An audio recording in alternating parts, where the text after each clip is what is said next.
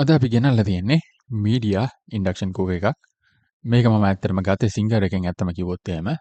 මම මේ voice over එක ඇත්තටම පස්සේ කරන්නේ. මේකේ අන්බොක්සින් එක කරලා ඊට පස්සේ ඒකේ උයලා ඊට පස්සේ තමයි මම මේ වොයිස් ඕවර් එක කරන්නේ. ඉතින් ඔය මම ඇත්තටම දැන් ඔතනදී එක්ස්ප්ලেইন කරන්නේ බොක්ස් එකේ ගහලා තියෙන දේවල් ටික.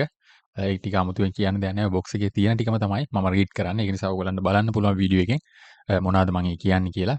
ඒ තියෙන බොක්ස් එකේ ගහලා තියෙන ටිකම තමයි මම රිපීට් කරන්නේ. මේවා කියලා. ඒතර මේකේ මොඩල් එක තියෙනවා ඇත්තටම 6000 සීරීස් එකේ Sky 1914 කියන මොඩල් එක තමයි ඔක තියෙන්නේ. ඇත්තටම මේ ඉන්ඩක්ෂන් කුකර් එකක් ගත්තොත් මම මේකෙන් ඉව්වා දැන්. උයද්දි මට අර තියෙන එකම හොඳම දේ තමයි ගෑස් එකක් භාවිතා කරනවා වගේ නෙමෙයි. කිසිම කරදරයක් නැහැ. මාරම පෝටබල්. ඕනම තැනක තියන්න පුළුවන්. ඕනම තැනක ගෙනියන්න පුළුවන්. ඊට පස්සේ අර උයන්නේ එකේ අපිට ටෙම්පරේචර් එක කන්ට්‍රෝල් කරන්න පුළුවන්. ඒක නිසා දැන් හිතන්නකෝ ඔයා වතුර එකක් උණු කරනවා කියලා සාමාන්‍ය අපි හීටර් එකකින් උණු කරනවට වඩා එහෙම නැත්නම් කියතලයකින් උණු කරනවට වඩා මාර ඉක්මනට වතුර එකක් උණුත් උණු කරගන්න පුළුවන්. මොකද අපිට ටෙම්පරේචර් එක අපිට ඕන විදිහට කන්ට්‍රෝල් කරගන්න, වැඩි කරගන්න, අඩු කරගන්න හැකියාව තියෙන නිසා. ඉතින් අර එහෙම බැලුවම මාරම පහසුයි ඇත්තෙන්ම කිව්වොත් එහෙම. නමුත් අර මට එක තැනකදී පොඩ්ඩක් හිතලා තියෙනවා ගෑස් කුකර් එක උයනා වගේ ක්වොලිටි එකට උයන්න බැයිද කියලා. ඒක මට තේරෙන්නේ නැහැ. මම පිරිමියෙක් විදිහට ඒක මගේ නොතේරුම්කමද කියන එක. නමුත් අර එහෙම මම يعني මම ගෑස් ලිපේ උයලා තියෙනවා. ඒකේ මට පහසු උයන එක. මේකේ පොඩ්ඩක් අර එහෙම පොඩ්ඩක් අපහසුද කියලා හිතෙනවා. ඒක මට හිතා ගන්න බෑ හරියටම ඇත්තට මොකද්ද කියන්නේ. නමුත් උයන්න නම් මාරම ලේසි. මට අර කෑම එකේ ක්වොලිටි එක ගැන තමයි තේරෙන්නේ නැත්තේ. අර ඕන විදිහට ෆ්ලෙක්සිබල් විදිහට උයා ගන්න බැයිද කියන ප්‍රශ්නේ තියෙනවා. ඉතින් ඒ ටික තමයි ඇත්තටම මේකේ තියෙන්නේ. මේක ඇත්තටම පහසුයි. කිසිම අවුලක් නැහැ. මේක මම ගත්තේ මට දැන් ගාන මතකත් නැහැ. සිංගරගේ සයිට් එකේ තියෙන ඕන කෙනෙක්ට බලන්න පුළුවන්. එහෙම ගැටලුවක් නැහැ.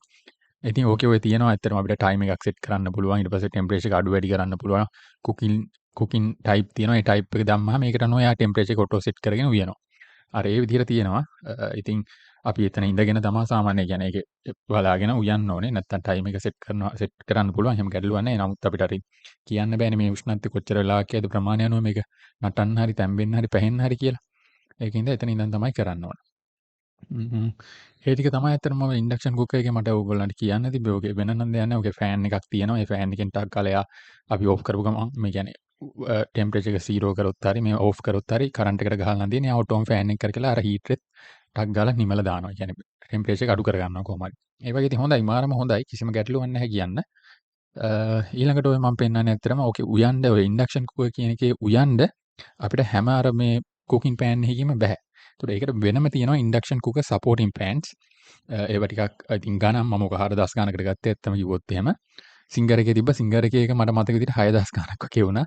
ඒක නිසා එච්චර ගණනක් දෙන්න බැරි නිසා මම එළියෙන් හොයලා තමයි ඕක ගත්තේ. ඕක 4000 ගණනක් වගේ වුණේ. ඕකේ තියෙන විශේෂත්වය තමයි ඔයගලන්ට පේනව නේද පිටිපස්සේ තියෙනවා රවුන්ඩ් වගේ. මේ තියෙන්නේ.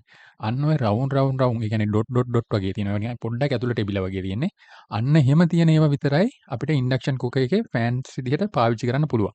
නැතුව ගෑස් ලිපේ තියෙන හැම පෑන් එකම අපිට ඉන්ඩක්ෂන් කුකර් එකේ තියන්න බෑ. සහ මැටි වලන් ඒ දේවල් කිසි දෙයක් භාවිතා කරන්න බෑ. ඉතින් අර ඒ දේ තියෙනවා. ඒක තමයි තියෙන එකම දේ. නැත්තම් ඉතින් කිසිම ගැටලුවක් නැහැ ඉතින්. ඕකේ ෆෑන්ස් කුකින් පෑන් දෙකක් තුනක් ඉතින් ගත්තාම ඊට පස්සේ ඉතින් ප්‍රශ්නයක් නැහැ. ඉතින් ඔය ටික තමයි ඇත්තටම ඕකේ මට ඇත්තටම ඔයගොල්ලන්ට කියන්න තියෙන්නේ.